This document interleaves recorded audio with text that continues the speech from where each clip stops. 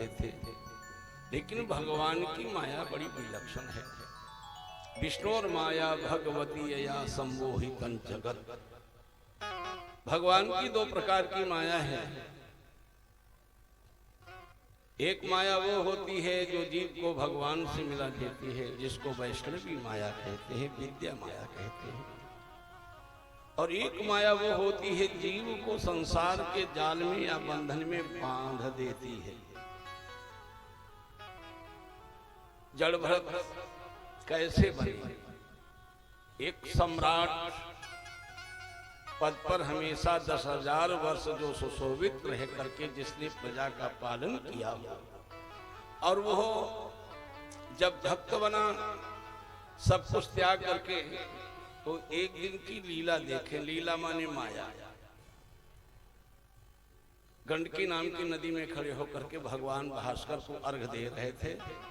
दैवयोग से एक गर्भवती मृगी जल पीने के लिए वहां आई। किसी सिंह ने दाहड़ लगाई, भयभीत होकर के उस मृगी ने छलांग लगाई, तो उसका गर्भपात हो गया। वह बच्चा जल में गिर गया और दैवयोग से भरत के कर कमलों में आ गया। भरत तो संत है, दया आ गई। विचार करने लगे, उसका मैं ही तो पिता हूं, मां भी मैं ही हूं। भगवान सुखदेव जी कहते हैं वो मृगी तो वहां से भाग करके किसी पर्वत से टकरा करके मर गई, और भरत जी उस मृग के बच्चे को लेकर के अपने आश्रम पर आए। तो जो मन प्रभु की भक्ति में रंगा हुआ था, जिस मन के मंदिर में प्रभु का दर्शन हो रहा था, उस मन के मंदिर में भरत के अमृत का बच्चा बैठ गया। मन में विचार आया कि मैं ही इसका हूं। भूल गए जो मैंने भी निवेदन किया था कि भगवान तो हमारे आपके साथ सदैव रहे। कभी कभी लोग कहते हम अकेले हैं।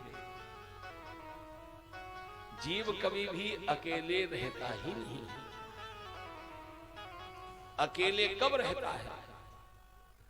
हम लोग ये समझते हैं कि मेरे परिवार में 4 लोग हैं, 3 लोग बाहर चले गए, हम घर में, तो हम अकेले। आप अकेले नहीं हैं, क्योंकि आपके साथ में परमात्मा है। व्यक्ति अकेला तभी होता है जब वो ठाकुर जी को भूल जाता है। जिस क्षण आप अपने स्वामी को भूल जाएंगे, उसी समय चाहे आप हजारों लोगों के साथ में क्यों न हो, लेकिन आप अकेले हैं। और कोई भी संसार का तुम्हारा संबंधी, परिवार का सदस्य भी ना हो, और यदि तुम्हारे मन में भगवान बैठे हैं, प्रभु का चिंतन हो रहा है, तो आप अकेले नहीं हैं। भरत जी के मन में अब मृग शावक आ गया, और कथा वस्तु न बढ़ा के सीधे कहूं, भजन छूट गया। अब तो जब वो चलता है तो उसको देख के खुश होते हैं। घास की कोमल कोमल तृणों को, तिनकों को तोड़ करके उसको खिलाते हैं। भजन तो गया। जो अपने 5 पुत्र, अपनी धर्म पत्नी, अपनी सत्ता, सब कुछ छोड़ करके प्रभु से संबंध जोड़ करके जो आनंद ले रहा था, वो आज एक मृग के बच्चे से प्रेम कर बैठा। कुछ समय ऐसे व्यतीत हुआ, मृग का बच्चा किसी हिंसक पशु के द्वारा दुनिया से विदा हो गया। आज भरत के आंखों में आंसू आए। दुख कहां है? संसार में कहीं दुख नहीं है। लोग कहते महाराज बहुत दुख है। ईमानदारी से बताऊं, भगवान के बनाए हुए संसार में कहीं भी दुख नहीं है। फिर आपके मन में आता होगा, फिर दुख कहां से आता है? दुख हम लोग बुलाते हैं। भगवान की सारी सृष्टि में कहीं दुख नहीं, लेकिन जितनी सृष्टि हमने अपनी मान ली, अपनी मनोनीत कर ली कि ये मेरा है, ये मेरा है। जहां अपनापन हमने इस नश्वर संसार से जोड़ दिया, वहीं दुख को मैंने बुला लिया। गैरों के लिए कोई रोया है? हाँ या ना करो। जब भी रोए किसके लिए रोए? अच्छा ईमानदारी से बताओ, संसार में हम सभी लोग बैठे हैं, ईमानदारी से अगर पूछा जाए और कहा जाए तो संसार में अपना कौन है बताओ? एक ही है, कौन? भगवान। लेकिन कभी उसके लिए रोए? अगर हमारा बच्चा खो जाए, सुबह से शाम तक ढूंढने पे ना मिले, तो माँ क्या करती है? रोती है। पिता क्या करता है? रोता है। संबंधियों को मालूम होता, वो भी आते हैं, चिंता न करो, चिंता न करो, मिल जाएगा, मिल जाएगा। लेकिन जो अनादिकाल से परमात्मा से जीव का वियोग हुआ है, जो अपना था, अपना है, अपना रहेगा, उसके लिए कभी आंसू नहीं निकले। और लोग कहते हैं भगवान की बड़ी भक्ति करते हैं, भगवान के लिए ही हम हर श्वास लेते हैं। क्या कभी ऐसा विरह सताया कि प्रभु के लिए आंखों से आंसू आए हुए? हाँ, इतने लिए आ सकते हैं, बेटा को नौकरी ना मिली, पैसा सब चलो गो भगवान, तो आंसू आ जाएंगे।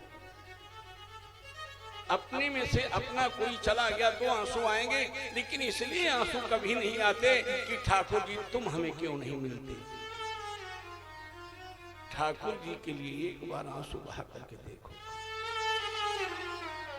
दुनिया के आगे आप रोगे, सामने तो लोग उदास होने का अभिनय करेंगे, अच्छी अच्छी बातें समझाएंगे, और जाने के बाद खूब हंसेंगे। अब आया ऊंट पहाड़ के नीचे, आज वो हमने रोते देखा, हमें बड़ी खुशी हुई। लेकिन मेरे प्यारे, संसार में किसी के आगे मत रो, और यदि रोने में ही आपको अच्छा लगता हो तो ठाकुर जी के आगे रोना शुरू करो। परमात्मा के आगे जो रोना शुरू कर देते हैं, उन्हें जगत के आगे कभी रोना नहीं पड़ता, क्योंकि तुम्हारे हृदय के आंसू आंसू नहीं हैं। हृदय की भावना के जो भाव के मोती हैं, जब भगवान के ऊपर आप चढ़ाएंगे तो परमात्मा तुम्हें अपना लेंगे और जगत वाले ठुकरा देंगे। जगत वाले तो ये सोचेंगे कि हमसे कुछ चाहना रखता है, इसलिए रो रहा है कि हमसे मदद चाहता है, लेकिन मेरे ठाकुर जी ऐसा नहीं सोचते। आज भरत जी रो रहे हैं, काहे के लिए? उस उम्र के बच्चे के लिए।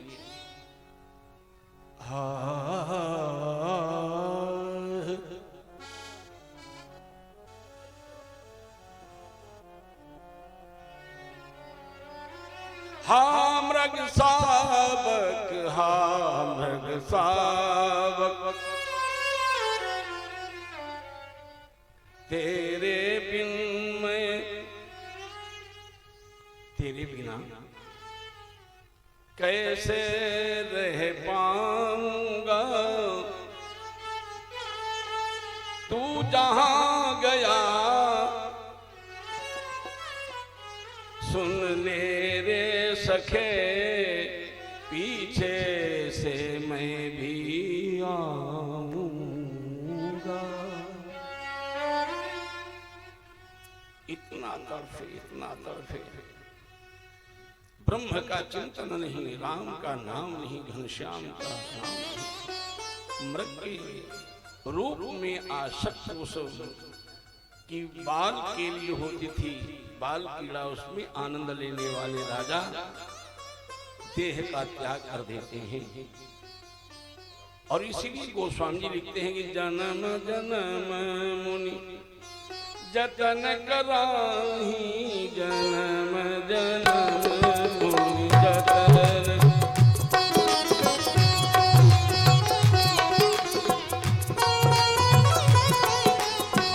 जन्म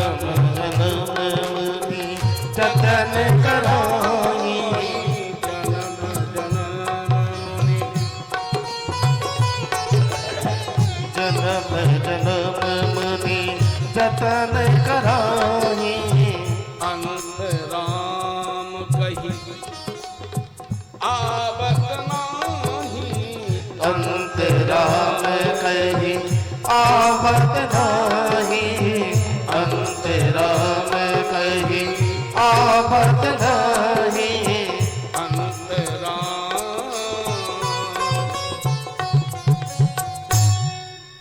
जन्म जन्मांतर अभ्यास करने वाले भी अंतिम क्षणों में भगवान का नाम उच्चारण नहीं कर पाते। और भरत जी तो मृग के बच्चे से इतना आसक्त हो गए थे, भगवान की भक्ति को ही भूल गए थे। देह का त्याग हुआ। कहा जाता है कि अंतिम क्षणों में जिस प्रकार की मति होती है, प्रवृत्ति होती है, उसी प्रकार की भगवानी योनि प्रदान करते हैं। अंतिम मति सा गति। मृग के शरीर में महाराज भरत जी पहुंच गए। एक मृगी के द्वारा इनका जन्म हुआ। लेकिन ठाकुर जी की कृपा देखिए, मैंने कहा ना कि किया हुआ सत्संग कभी व्यर्थ नहीं जाता। मृग शरीर में है, लेकिन वो सत्संग के प्रभाव से इन्हें अपने पूर्व समय का ज्ञान है कि मैं कभी भूमंडल का क्षत्रिय सम्राट था। ये काहे की कृपा है? सत्संग। छोड़ दिया मृग परिकर का साथ। जहां जहां संत महात्माओं की कुटिया देखते हैं वहां परिक्रमा लगाते हैं, और जहां संत होते हैं वहां एक ही चर्चा होती है। संत यही हमेशा गाया करते हैं कि सीताराम सीताराम सीताराम कहिए, जाहि विधि राखै राम, ताहि विधि रहिए। सीताराम सीताराम सीताराम कहिए, जाहि विधि राखै राम, ताहि विधि रहिए। सीताराम सीताराम सीताराम कहिए, जाहि विधि राखै राम, ताहि विधि रहिए। सीताराम सीताराम कहिए, जाहि विधि राखै राम, ताहि विधि रहिए।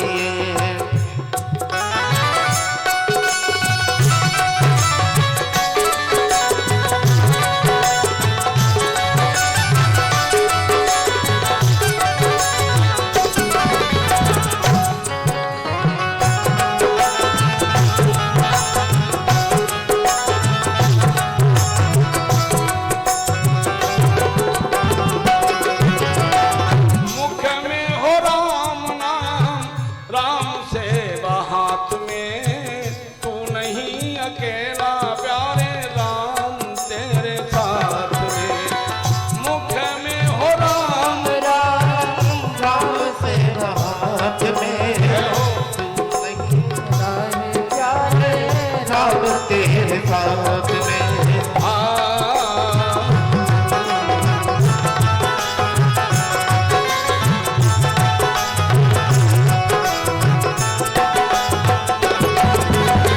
मुख में हो राम नाम, राम से हाथ में, तू नहीं अकेला प्यारे राम तेरे साथ में।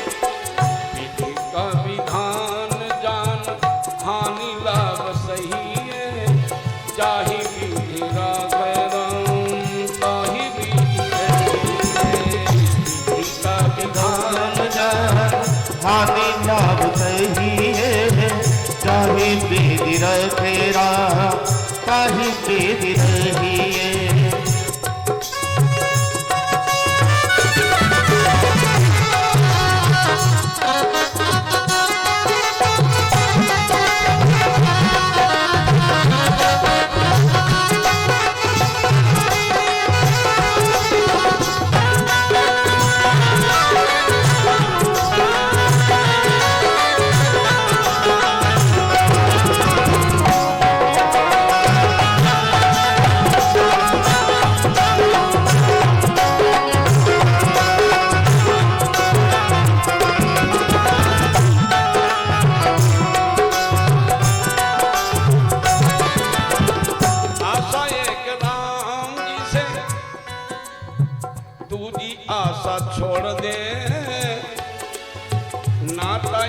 राम जी से दूजा छोड़ दे, आशा एक राम जी से दूजा नाता छोड़ दे, आशा एक राम जी से दूजी आशा छोड़ दे, नाता एक राम जी से दूजा नाता तोड़ दे। साधु संग राम रंग अंग अंग रंगिए, ताहि बीती ताहि बीती रहिए। साधु संग राम नाम रंग अंग रंगिए, ताहि बीती राखे राम ताहि बीती रहिए। सीता राम सीता राम सीता राम कहिए, ताहि बीती राखे राम ताहि बीती रहिए।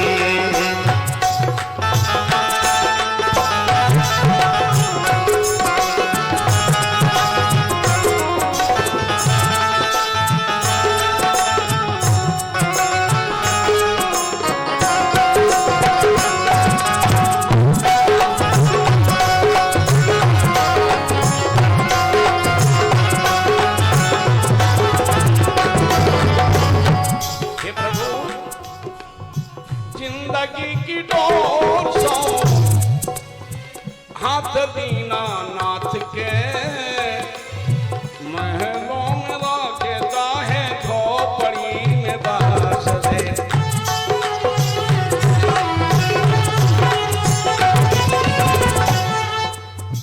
जिंदगी की डोर सो कहाँ हाथ दीना नाथ के, महलों में राखे चाहे झोपड़ी में बास दे। धन्यवाद निर्विवाद धन्यवाद निर्विवाद राम नाम कहिए, ताहि बीती राखे राम ताहि बीती रहिए। निर्विवाद राम नाम कहिए, ताहि बीती राखे राम ताहि बीती रहिए। सीता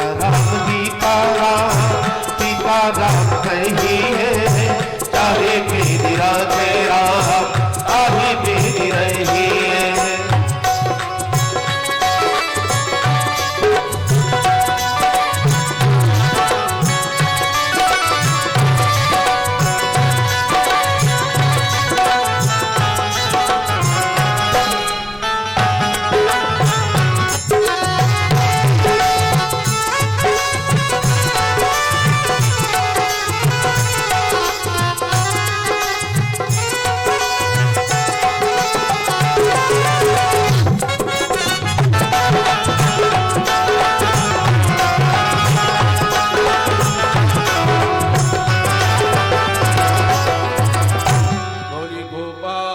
भगवान की श्री हरि शरणम श्री हरि शरणम। महाराज सुखदेव जी कहते हैं, हे राजन परीक्षित, मृग शरीर में संतों की वाणी का रसपान करते हुए, भगवत कृपा का अनुभव करते हुए, शरीर से अपने मन को विलग रखते हुए इस देह का, मृग शरीर का त्याग कर दिया। सत्संग के प्रभाव को देखते चले इस कथा के माध्यम से। अंगिरा गोत्र के एक ब्राह्मण देवता थे, उनकी दो पत्नियां थीं। एक पत्नी के द्वारा 9 पुत्र, एक के द्वारा एक बालक और एक बालिका का आना हुआ। संतों का अपना विचार है कि वो जो मृग शावक था वो भी एक महापुरुष के संसर्ग से मानव योनि में आ गया। इधर महाराज भरत को सत्संग की देन से आत्मज्ञान है कि कभी मैं भूमंडल का सम्राट और कभी मृग योनि में, और आज में ब्राह्मण परिवार में मेरा आगमन हुआ है। भरत को ये लगा कि ये सारा संसार ही मिथ्या है, हमें लगता मेरा ईश्वर, मेरा मालिक, मेरा परमात्मा बार बार मुझे संसार में इसलिए भेज रहा है, जिसको हम लोग कहते हैं ठोकर लगना, माने कि प्रभु अपनी गोद में मुझे बुला रहा है। संकल्प ले लिया, अनासक्त भाव से मैं भगवान की भक्ति करूंगा। अब हमें संसार से कुछ लेना नहीं है, परमात्मा से हमें भी कुछ नहीं लेना है। परमात्मा से यदि लेना है तो केवल परमात्मा को ही लेना है। जिसके जीवन में कामनाएं विराम ले जाती हैं, वही भावना जन्म लेती है, और जहां भावना है वही उपासना है। और उपासना का अर्थ होता है समीप, प्रभु के समीप में आसन जिसका लग जाए उसका नाम है उपासना। उपासना ऐसे नहीं हो पाती, प्रभु के समीप में आसन, क्योंकि उपासना के 4 चरण होते हैं। कथा का श्रवण करना, कीर्तन करना, ध्यान करना और पूजन करना। कथा तब तक सुनो जब तक तुम्हारे विकार न शांत हो, जब तक तुम्हारा मुख स्वयं भगवान के कीर्तन को न करने लगे। ना हो साजबाज, ठाकुर जी ने पहले से ही साज दे रखा है, दिया क्या? श्री राम जय जय राम, कीर्तन शुरू, कोई साजबाज की जरूरत नहीं। कीर्तन करते करते जिस समय व्यक्ति देह से नाता तोड़ देता है, जिसको देहाध्यास कहते हैं, जब देह का ज्ञान नहीं तब भगवान ध्यान में आते हैं। ध्यान करने हम बैठे और कहीं चींटी ने अपना प्रभाव कर दिया, चौंक गए, भगवान गए। जब देह का भी ज्ञान न रह जाए, देहाध्यास की निवृत्ति ही भगवान का दास बनाती है, और दासता ही भगवान के पास पहुंचाती है। देख लो भरत का जीवन, ले लिया संकल्प, अनासक्त भाव से भगवान की मैं भक्ति करूंगा। संकट कितने भी आए, लेकिन संकट कब मालूम पड़ते हैं? संकट जब हमने वहां कुछ कल्पना कर रखी होगी, मैं या मेरा या अपनापन जहां पैदा हो जाएगा, वहां दुख के अलावा कुछ मिलने वाला नहीं। भरत जी ने अपने शरीर से भी ममता को हटा दिया। एक प्रमाण मिलता है कि एक ऐसा व्यक्ति था जिसके कोई संतान नहीं थी। एक दिन भरत जी को ही पकड़ करके ले गया भद्रकाली माँ का जहां मंदिर था, बड़े ढंग से इनको नहलवाया धुलाया, बढ़िया आभूषण पहनाए, बढ़िया भोजन कराया, और माँ भद्रकाली के मंदिर में इन्हें पहुंचा दिया गया। मंदिर में जिसमें ये पहुंचते हैं तो इनका तो पहले से ही मन मंदिर है। जिसका मन ही मंदिर हो जाए तो उसे हर जगह कौन दिखाई देता है? अपना मालिक, अपना ईश्वर। मंदिर में हम गए तो हमें तो भगवान अच्छे तो लगे, बोले मूर्ति बहुत अच्छी है। भगवान नहीं अच्छे, मूर्ति अच्छी है। बहुत पैसे की आई है। हाँ, पुजारी को इतने 1000 रुपए महीना देता हूं। ऐसी मूर्ति यहां कहीं कोई नहीं ला पाया। ये दम्भ है। जितनी बढ़िया मूर्ति हमने मंदिर में पहुंचाई, और जिसके मन मंदिर में भगवान बैठे होते हैं, उसकी दृष्टि जहां जाती है वहां उसे भगवान ही मिलते हैं।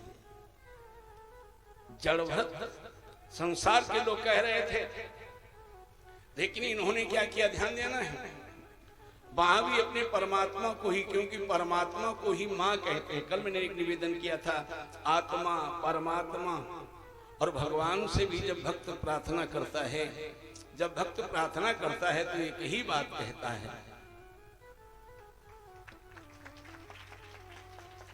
बोली वृंदावन बिहारी लाल की जय हो। भगवान से एक ही प्रार्थना करता है कि तुम मेरी माँ हो, त्वमेव माता। किसी भक्त ने भगवान से पूछा, महाराज जी अपने भक्तों से आप कितना प्रेम करते हो, कितना प्यार करते हो? ठाकुर जी मुस्कुराने लगे। भक्त ने कहा, देखो प्रभु आपकी मुस्कान में तो माया है ही है, लेकिन हमारा प्रश्न ये है कि आप अपने भक्त से कितना प्रेम करते हो, कैसे प्रेम करते हो, उपमा दे करके बताओ, उदाहरण दो। तो भगवान ने कहना प्रारंभ किया कि करहूं सदा तिन कै रखवारी, जिमि बालक राखहि महतारी। करहूं सदा रखवारी, जिमि बालक राखहि महतारी। करहु सदा तिन कै रखवारी, जिमि बालक राखहि महतारी।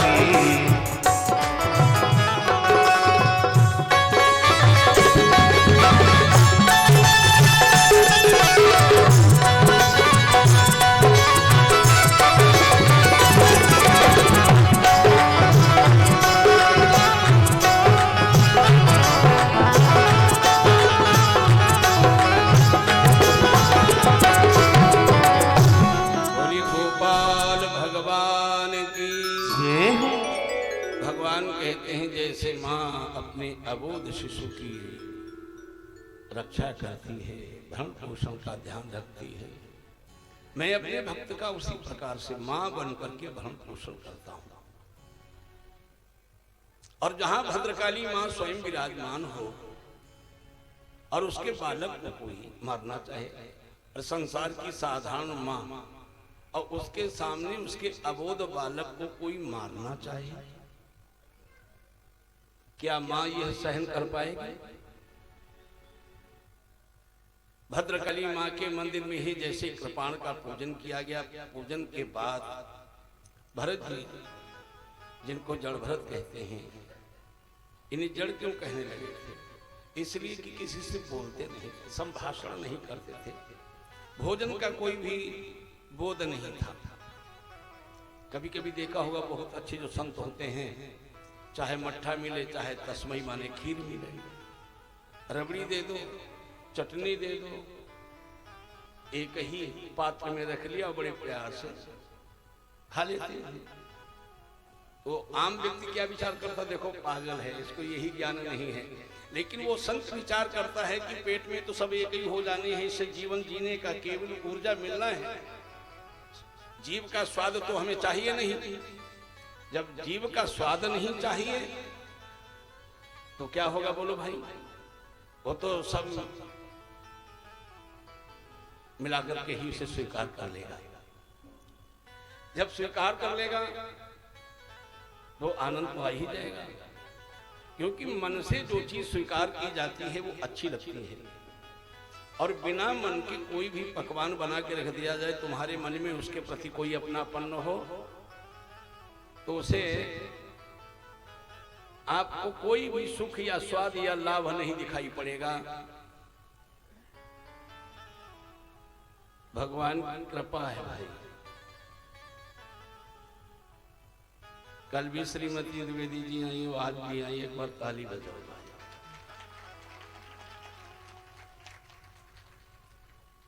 प्रभु की शरण में वही आते हैं जिन्हें भगवान बुलाते हैं। मां भद्रकाली के मंदिर में जड़ भरत को अपने शरीर की रक्षा का कोई भी भाव नहीं है। शरीर से प्यार उन्हीं को होता है जिनको परमात्मा के प्रति लगाव नहीं होता। और परमात्मा को जो भाव दे देते हैं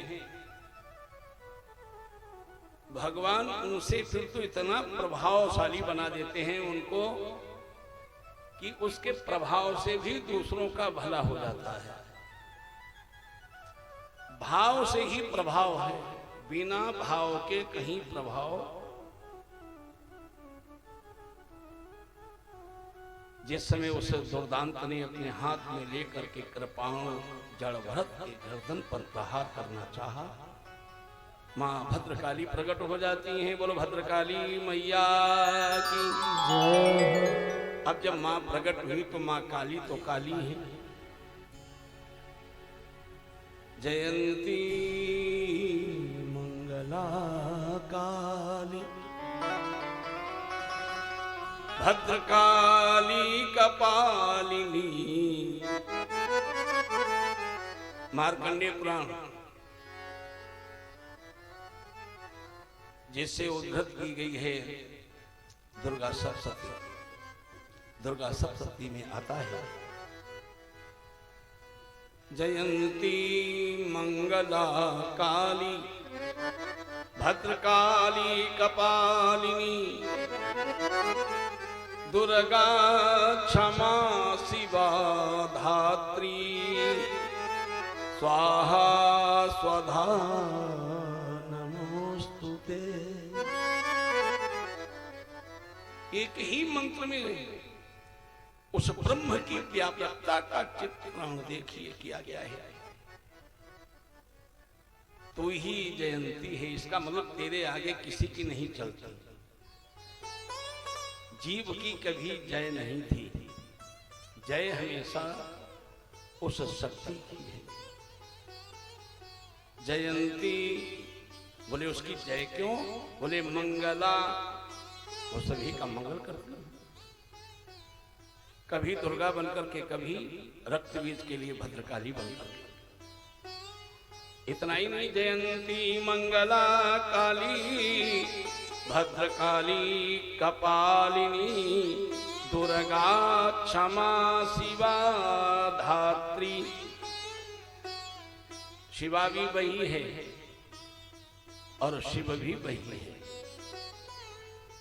और जगत के व्यवहार जगत में भी दो नाम आते हैं हमारे आपके लिए, स्वाहा स्वधा नमोस्तुते। वही स्वाहा है, वही स्वधा है।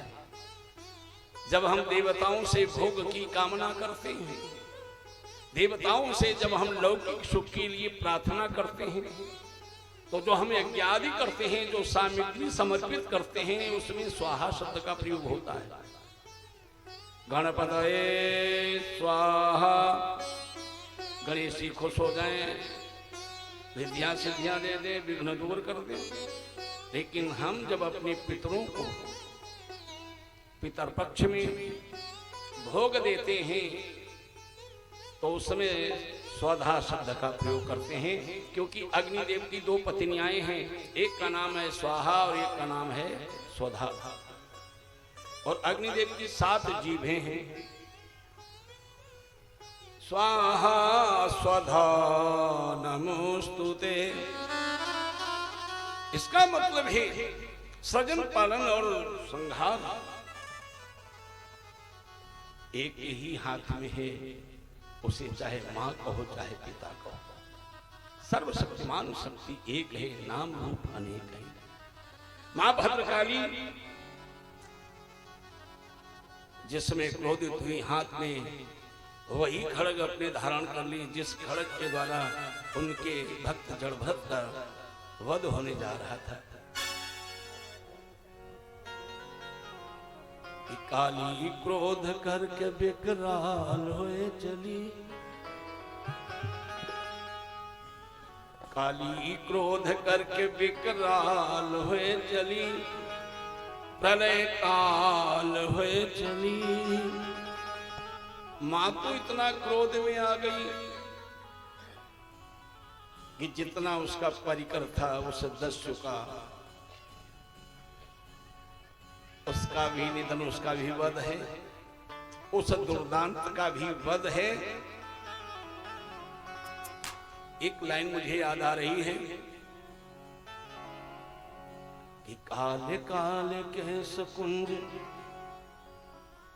काले कपोल चली, काल हूं की काल महाकाली रे। क्रोध करके चली शेरा वाली रे। काले काले केश कुंज काले कपोल चली, काल होगी काल महाकाली रे। क्रोध करके चली शेरा वाली।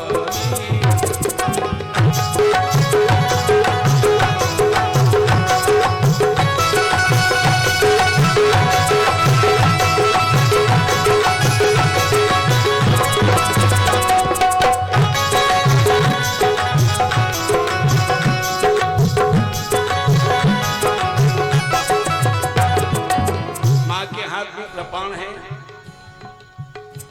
करे कौतुक कृपाण कंठ काटती,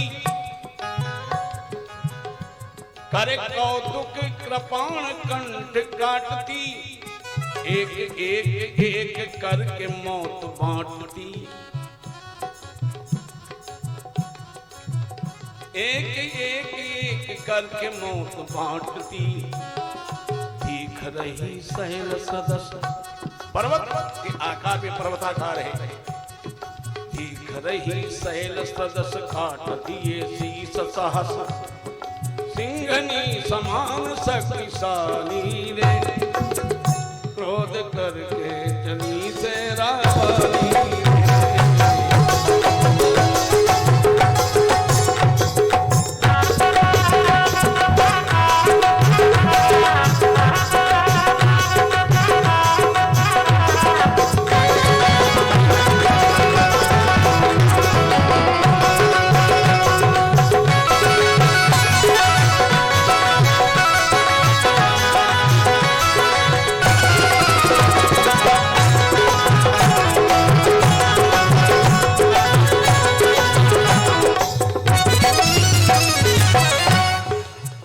माँ काली काल रूपी कमाल करे, कालिका बाल हो या वयो वृद्ध बालिका। काल रूपी कमाल करे कालिका, जय हो। काल रूपी कमाल करे कालिका, बाल हो या वयो वृद्ध बालिका। बाल हो या वयो, बाल हो या वयो वृद्ध बालिका। शीश असुरों का पल में उतारती, शीश असुरों का पल में उतारती। मातु डाले गले मुंड मालिका, मातु डाले गले मुंड मालिका। है भ्रकुटी कमान, है भ्रकुटी कमान, जो सरासन पे बान। है भ्रकुटी कमान, जो सरासन पे बान। सिंहनी के समान शक्तिशाली रे। क्रोध करके चली शेरा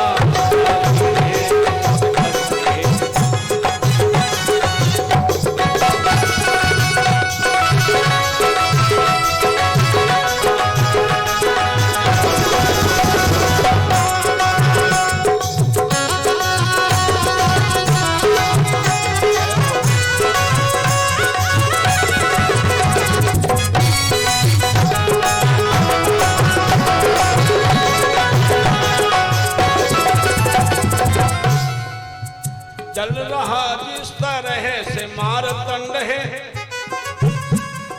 भगवान सूर्य जल रहा जिस तरह से मारतंड है। ज्योति ज्वाला सी जलती अखंड है, ज्योति ज्वाला सी जलती अखंड है। खंग खंड खंड करती घमंड है। रूप नौ किंतु महिमा अखंड है, ओ रूप नौ किंतु महिमा।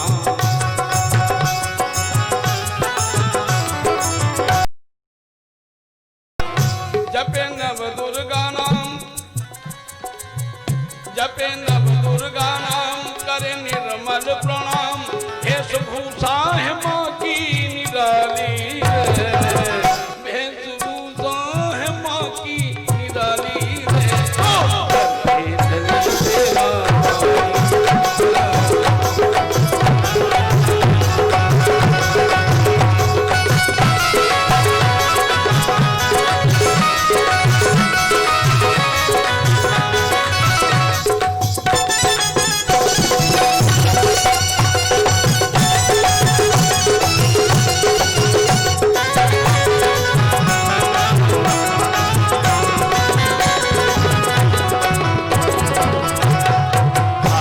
काले केश कुंज काले कपोल चली कालहू की काल महाकाली रे।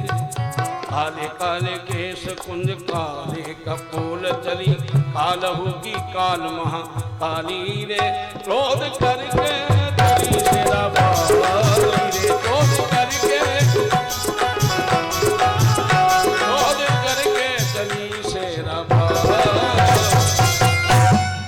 भद्रकाली मैया की माने अपने लाल को बचा लिया और महाराज भरत जी वहां से सारे आभूषण पहन करके बाहर जब आ गए, मंदिर के बाहर जब परिवार के लोगों ने देखा तो बड़ा स्नेह दिखाया, क्योंकि संसार के लोग तभी प्यार करेंगे जब भौतिक चमक दमक होगी, और भौतिक चमक दमक तुम्हारे पास नहीं है तो तुमसे कोई अपना संबंध बनाने वाला या बताने वाला नहीं होगा। सारे आभूषण उतार लिए और उसके बाद में वहां से फिर हटा दिया गया। और एक दिन की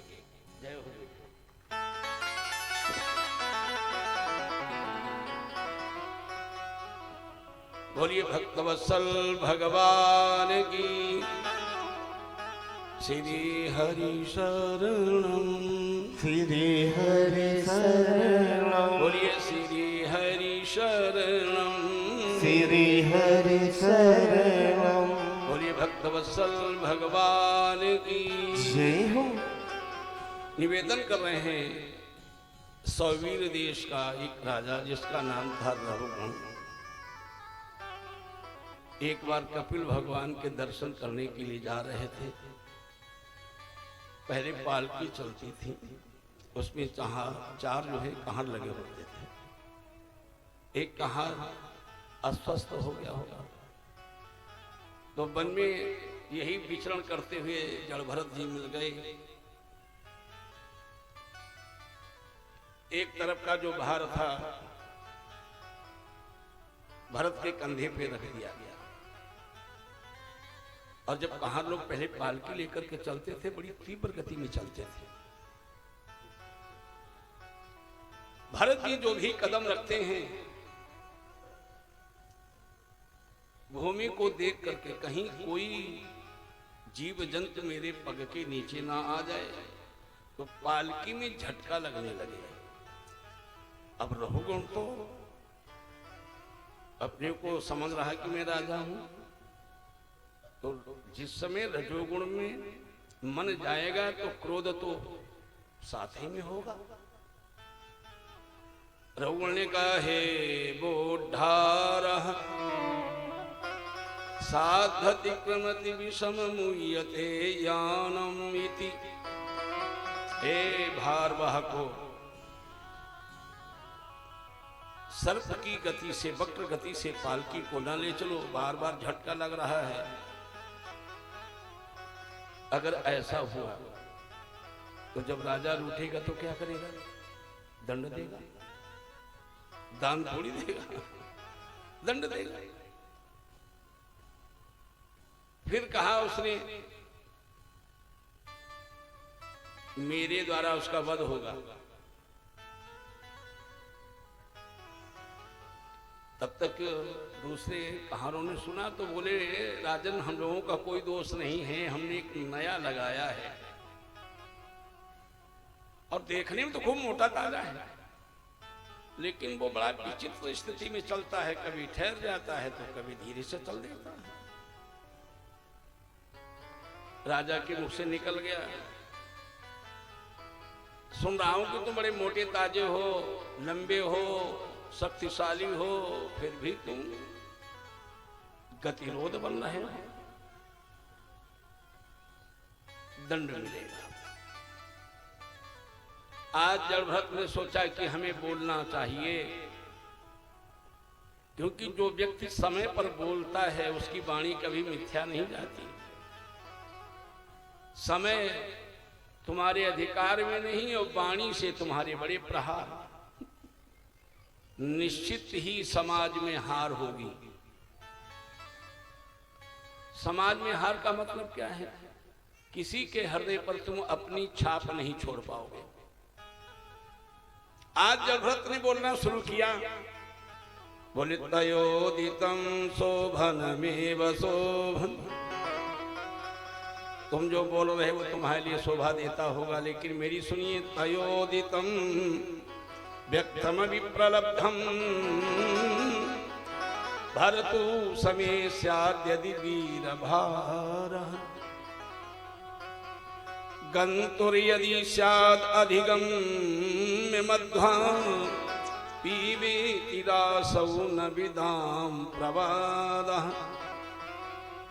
आवाज लगा दी, जब इतने बड़े आप हैं, शासक वध कर सकते हैं, यानी प्राण ले सकते हैं, तो किसी को जीवन देने की भी तो सामर्थ्य रखते होंगे। और यदि आप किसी मृतक को जीवन दे नहीं सकते तो किसी जीवित को मारने का अधिकार क्या है? इसी वाणी से रस पैदा होता है, इसी से विष पैदा होता है। चाहे तो विषाक्त वातावरण बना दो, चाहे आनंदमय वातावरण बना दो। जड़भरत जी ने कहा है, स्थौल्यम कार्श्यम, स्थूल हो जाना, क्रसो हो जाना। कोई मान लिया खूब मोटा ताजा हो और कोई बहुत ही कमजोर हो, तो ये तो शरीर है। किसी का शरीर मोटा होगा, किसी का पतला होगा। माना कि जड़भरत बताना चाहते हैं कि ना हम मोटे हैं ना हम पतले हैं, हम तो एक प्रकाश हैं। दादाजी भी आए हैं, स्वागत करें हम आप ताली बजा के। श्री हरि शरणम, सभी लोग बोला करें श्री हरि शरणम, श्री हरि शरणम। अच्छा, ईमानदारी से इतनी ही आवाज है।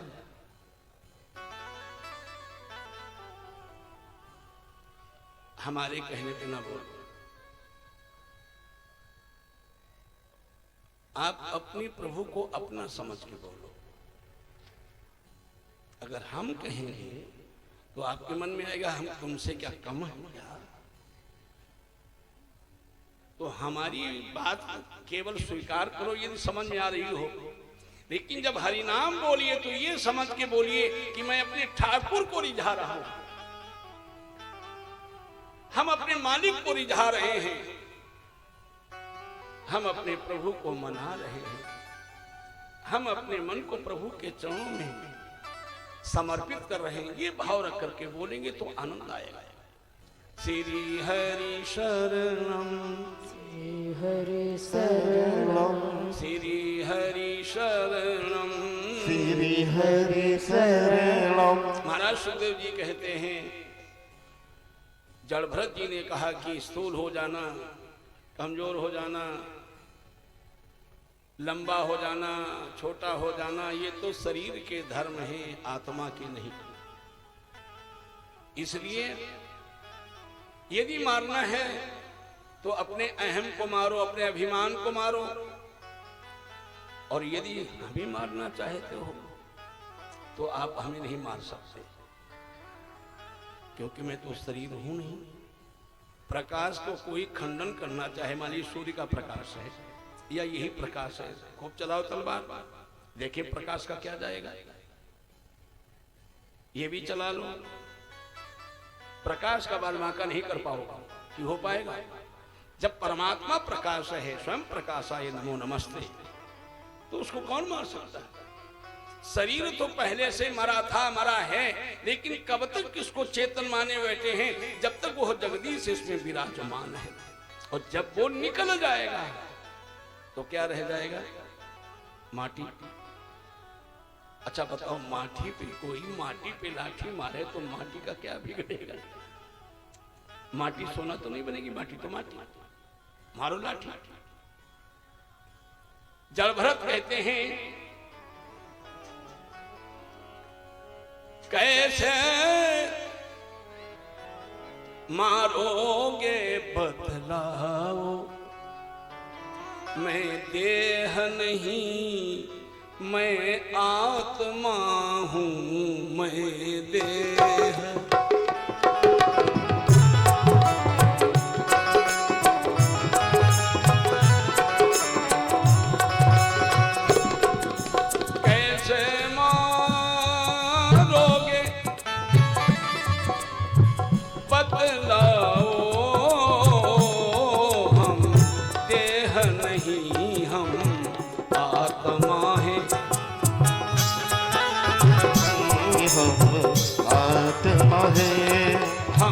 देह नहीं हम आत्मा है। क्यों? तुम समझ रहे हम भटक रहे। तुम्हारे मन में ये होगा कि मैं भटकने वाला व्यक्ति बहुत भटका, 84 लाख की योनियों में भटका। तुम समझ रहे मैं भटका हूँ, मेरे साथ सदा परमात्मा है।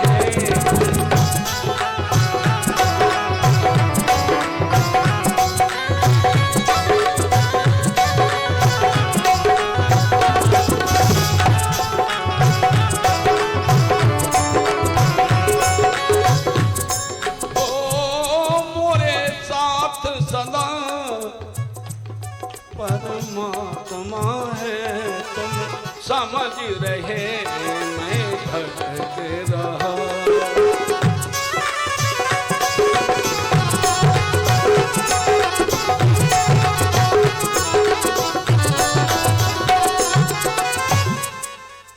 मैं भटक नहीं रहा हूं, मेरा मन जहां अटकना चाहिए था वहीं अटक गया है। अच्छा ईमानदारी से बताओ, जहां जहां जगत में हटका वहां वहां जगत वालों ने इस मन को पटका ना, चोट खाई। और एक बार भी जिसका मन गोविंद के चरणों में अटक गया, समझ लेना कि वो 84 लाख पार कर गया। बोलो गोविंद भगवान की। महाराज जी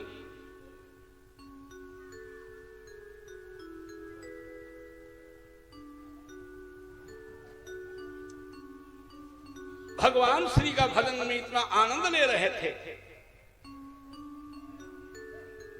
राजा रघुगण के भी कानों में जिसमें आवाज पहुंची, पालकी को रुकवा दिया और जैसे धूल धूसरी ब्रह्म तेज को देखा ललाट पर तेज, ब्रह्म सूत्र पड़ा हुआ चरणों में गिर गया। ना हम विसंके सुरराज वज्राम प्रेक्षशूलानि अमस्य दंडात्मान्यर्घ्य सोमानि लवित्तपा सांस्रके भ्रशं ब्रह्मकुलागमानात्।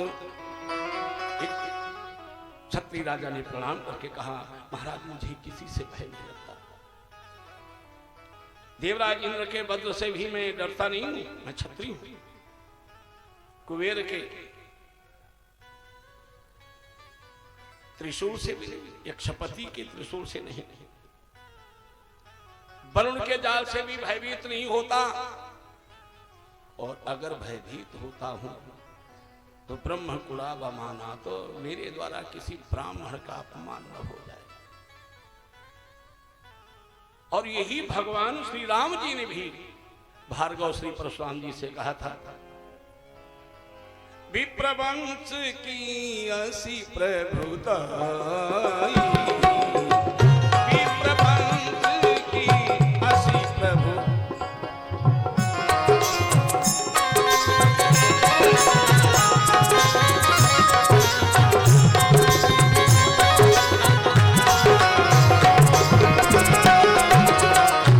विप्रवंश की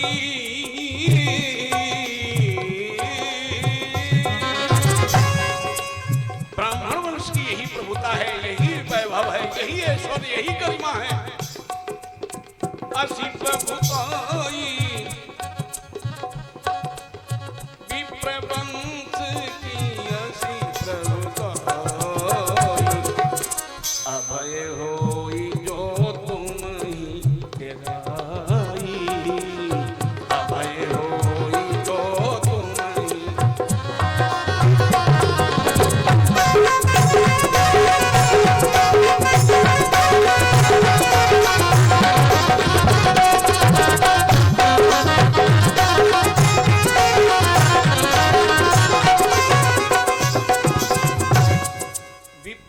वंश की असी प्रभुताई, अभय होई जो तुम ही।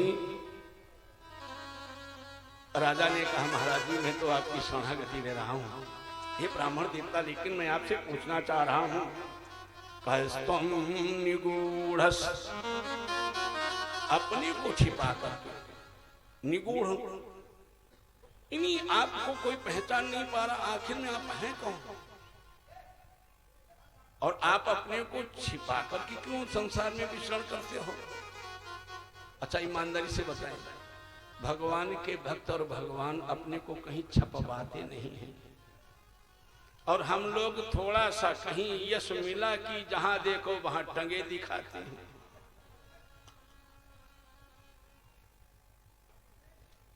देख लो दूर से ये निराला जी टंगे हैं, कुछ नहीं है लेकिन अपने को छपवा रहे हैं। और जगदीश सब कुछ है, वो अपने को छिपा रहा है। जो अच्छे संत होते हैं वो लोकेशना से भी बहुत दूर रहते हैं, और जो मीडिया में छाए रहते हैं वो तो हमसे भी ज्यादा सीताराम होते हैं। बोलो गोविंद भगवान। देखें हम आप, कस्तम निगूढ़स चरसी दुजाना विभर से सूत्रम कतमो बधूता कस्यासि पुत्रत्य यहाँ विकस्मात् क्षेमायनश्चेदसिनोत शुक्लः। ऐ गौर ब्रह्मण, गौरवर्ण ब्राह्मण, आपका ब्रह्म सूत्र तो ये कह रहा है कि आप ब्राह्मण हैं।